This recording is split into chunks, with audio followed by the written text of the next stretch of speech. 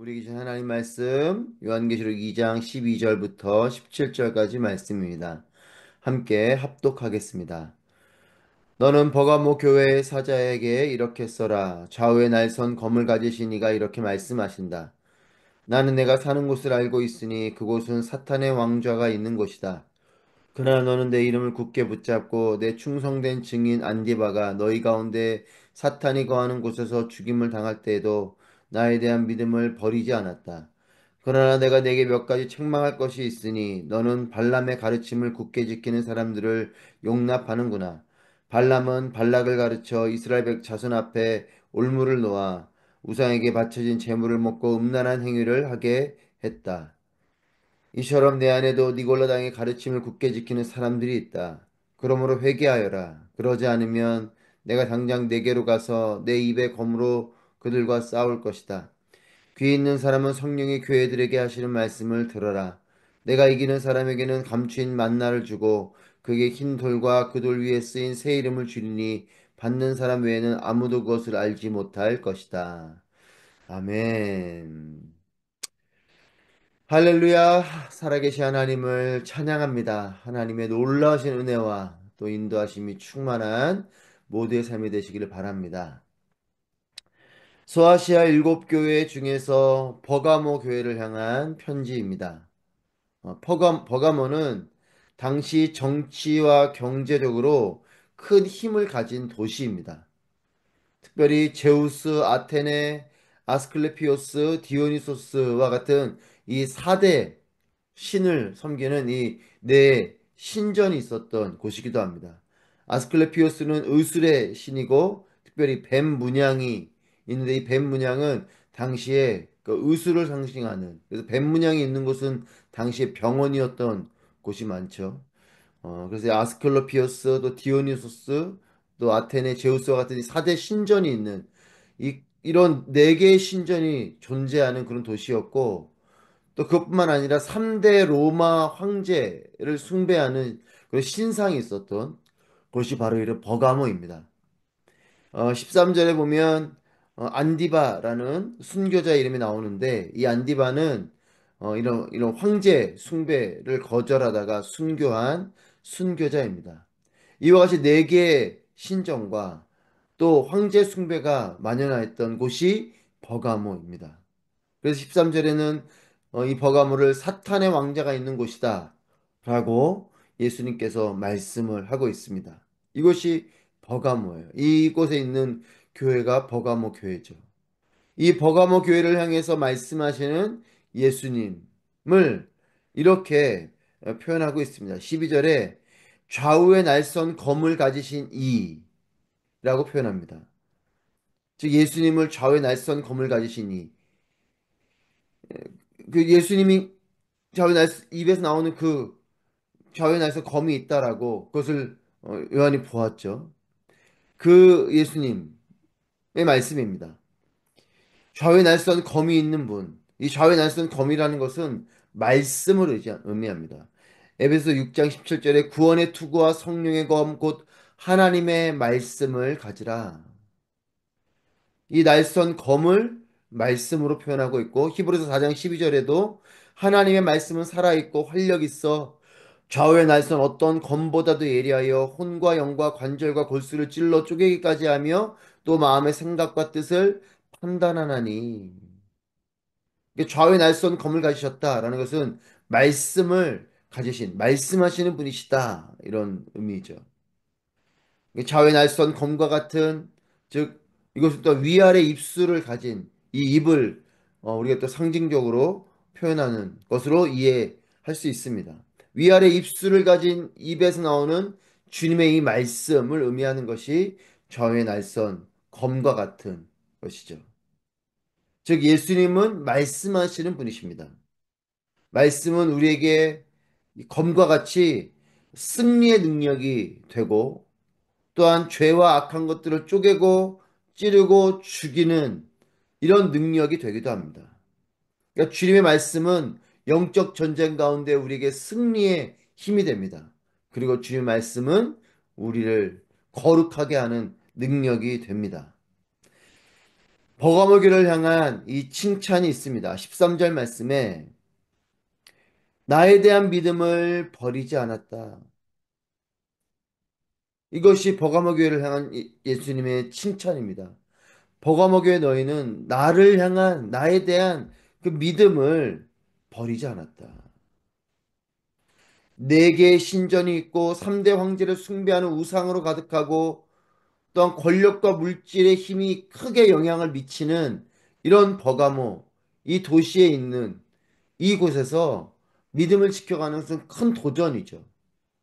그런 신전이 네 개나 있는 정말 그런 우상숭배가 가득한 이런 또 도시에 어떤 물질과 권력이 가득한 또 황제 숭배가 가득한 이런 곳에서 믿음을 지켜간다는 것은 엄청난 도전인 것입니다.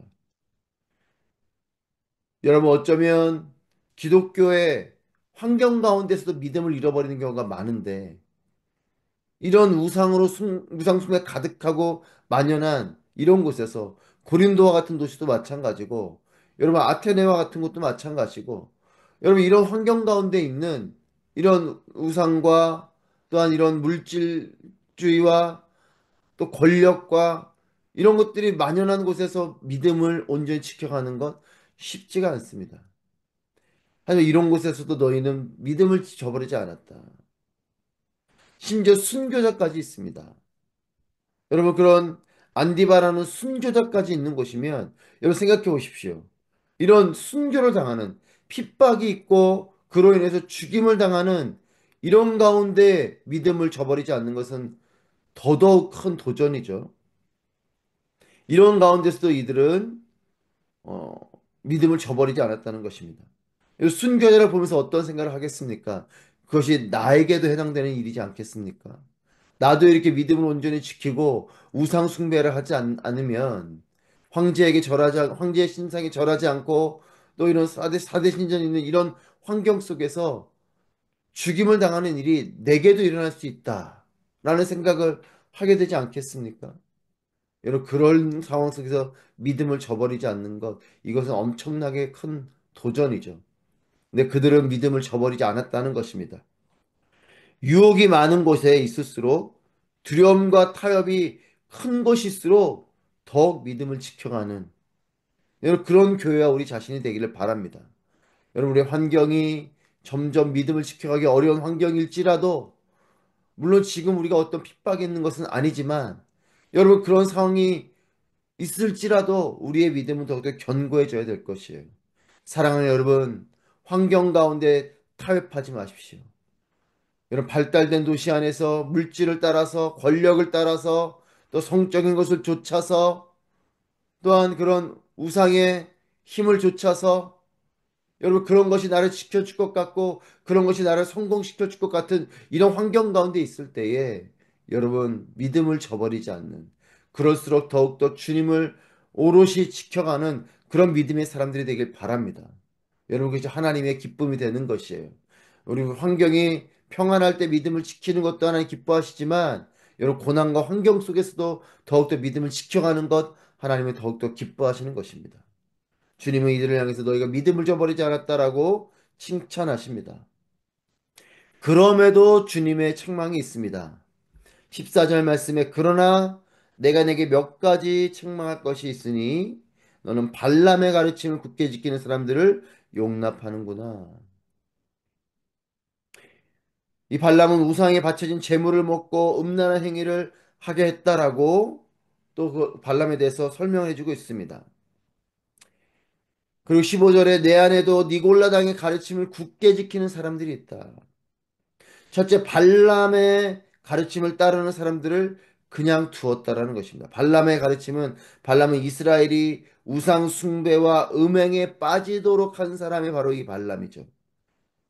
그러니까 우상을 숭배하게 하고 음행에 빠지도록 하는 그런 사람들 너가 그냥 두었다는 것이에요. 여러분, 이 시대에 우리의 교회를 돌아보면서 이것은 우리에게 큰 도전과 또한 가르침입니다.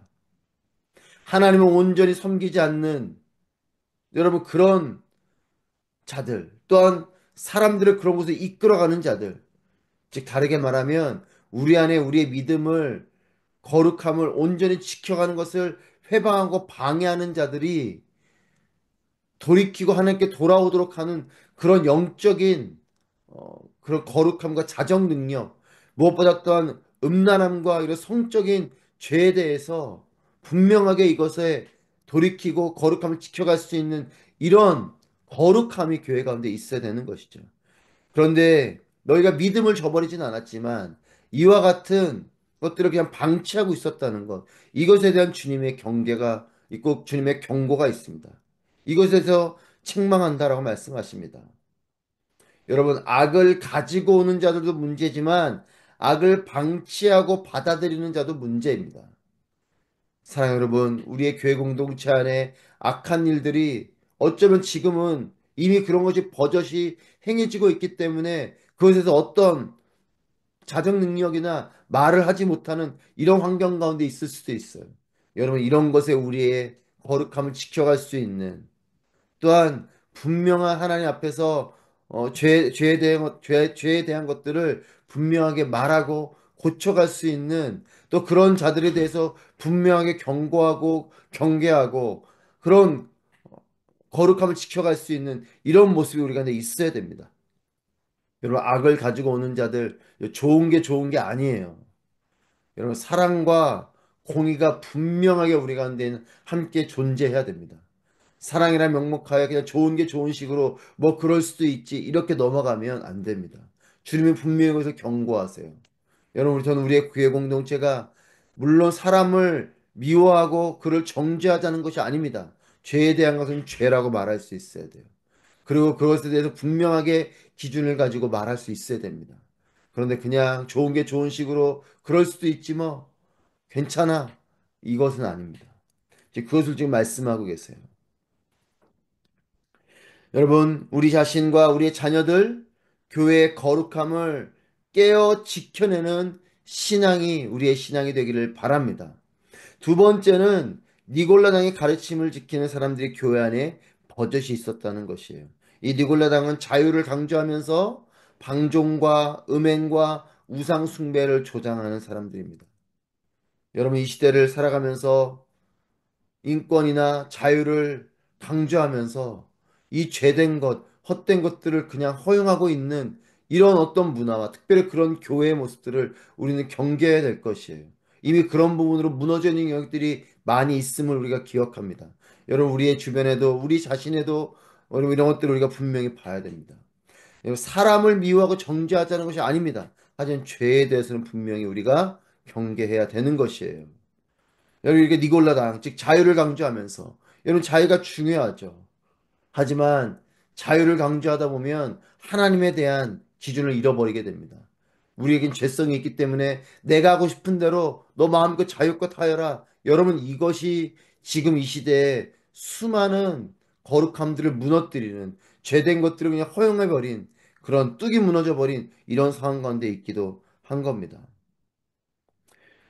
여러분, 믿음을 지키는 것은 개인의 믿음을 잘 지키는 뿐만 아니라 나와 공동체의 믿음을 흔들 수 있는 것들을 깨어서 경계하고 제거하는 것도 너무나 중요합니다. 이스라엘 백성들 또는 그들의 왕들, 그들 주변에 우상 숭배하는 자들을 그냥 둔 것이 결국은 그들을 타락하게 했음을 기억하십시오.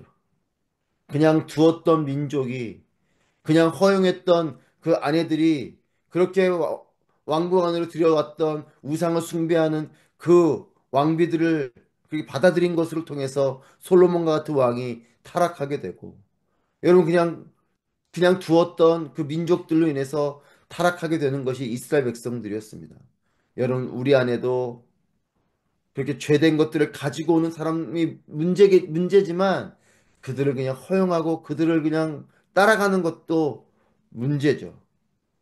우리 안에 자정작용이 있어서 어쩌면 우리의 공동체가 거룩해서 그런 자들이 들어왔을 때에도 우리 안에서 거룩함을 회복하게 되는 그런 공동체가 되어야 할 것이고, 그러니 우리 안에 철저하게 내 안에 있는 것들을 회개하고 그 거룩함을 지켜가는 여러 그런 모습들이 우리 가운데 있어야 될 것입니다.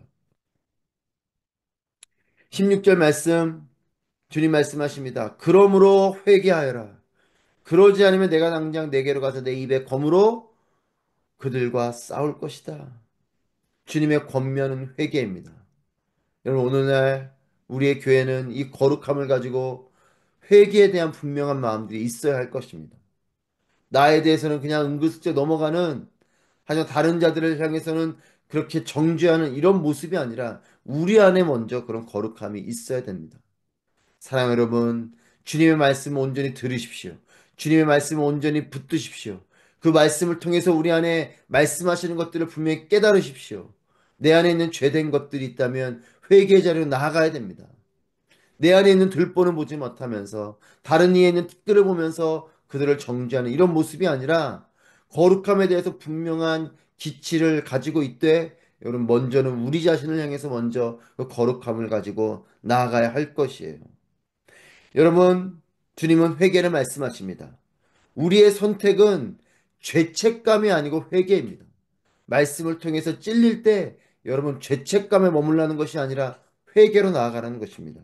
성령께서 하시는 말씀을 듣고 깨닫고 돌이키고 회개하는 우리 모두가 되기를 바랍니다. 여러분, 하나님 말씀을 통해서 죄가 깨달아졌을 때 사탄은 우리를 죄에 대한 무감각이든지 아니면 죄책감 가운데 묶어두려고 합니다. 하나님 말씀을 들어도 죄를 깨닫지 못하도록 무감각하게 하거나, 심지어는 나의 죄는 깨닫지 못하면서 다른 자의 죄에 대해서만 정죄하는 이런 모습에 멈춰 있게 하거나, 아니면 그 죄가 깨달아졌을 때 죄책감 가운데 머물면서 너는 그러니까 소망이 없고, 너는 그러니까 자격이 없고, 너는 그러니까 능력이 없고, 너는 그러니까 그렇게 하면 안 되고, 이런 쪽으로 머물게 하는 것이 사탄이 하는 일이에요. 하지만 주님은 그 죄 앞에서 우리에게 회개를 말씀하십니다. 정말 진정한 회개를 하고 돌이키고 할 때에 우리에게 소망을 주시는 것이죠. 사랑하는 여러분, 주님의 말씀을 듣고 죄를 깨닫고 그리고 죄책감이 아닌 회개의 자리로 나아가십시오. 회개하면 회복이 있고 소망이 있는 것이에요. 주님의 말씀의 검으로 나의 영적인 질병인 죄를 찌르고 쪼개고 잘라내는 우리 모두가 되기를 바랍니다.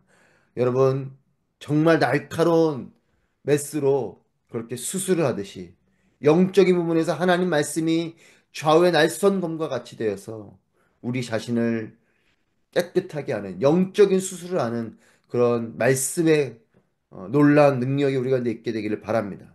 그리고 주님의 말씀의 검으로 사탄의 유혹, 영적인 전쟁을 싸워 이기는 우리 모두가 되기를 바랍니다. 성령이 하시는 말씀을 듣는 사람은 이기는 사람이 될 것입니다. 주님 말씀을 온전히 듣는 자는 영적 전쟁 가운데 승리하는 자가 될 것이에요. 주님의 말씀으로 나를 지키고 주님의 말씀으로 승리하는 이기는 사람이 되는 우리 모두가 되시기를 주님의 이름으로 축복합니다.